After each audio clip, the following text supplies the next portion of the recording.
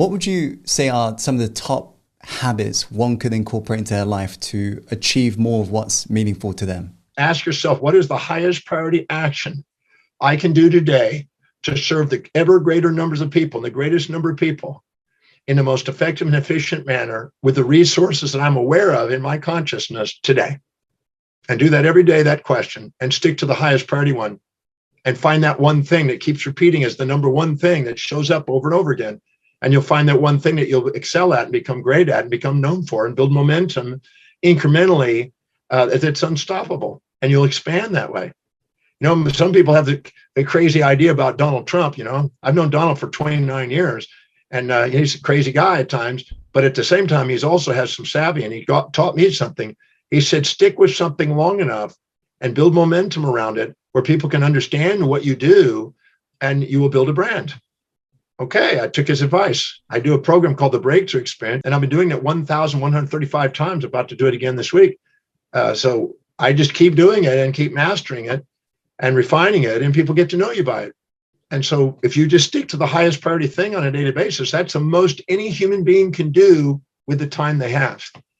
So you look at what is within your, how do you organize your space? How do you organize your time? How do you organize your energy? And how do you organize your resources to the greatest capacity, hour by hour? If you do that, there's nothing more anybody can do. That's the highest thing you can do. You know, I learned from Mary Kay Ash, Mary Kay Cosmetics. I spoke to her group 37 years ago, 4,500 women at the Anatole in Dallas.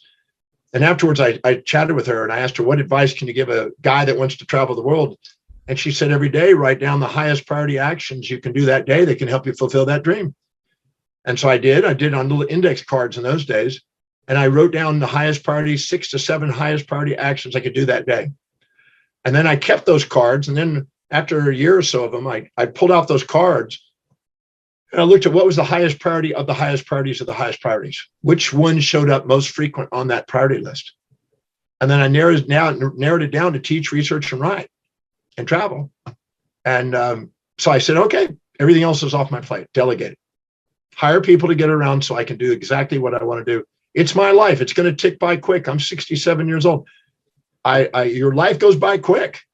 If you're not taking command of it, you're going to have Bronnie Rare's regrets, the 5 basic regrets in life. And that's only because you didn't ask yourself, is there anything else that I could do in life that is inspiring to me? Did I do everything I could with everything I was given in my life? If you can't say yes, then you didn't live by priority. Whatever it is that's important, you structure it and take command of it. Because if you don't, weird stuff fills the day. We've all known that when we're not doing something that's highly prioritized and agended, weird stuff wipes out the day, and you're putting out fires, and you're less adaptable, and you're less inspired, and you go into your amygdala, and you're not in your executive function. And so life is going to give you feedback. It's going to kick your butt to teach you how to live by priority.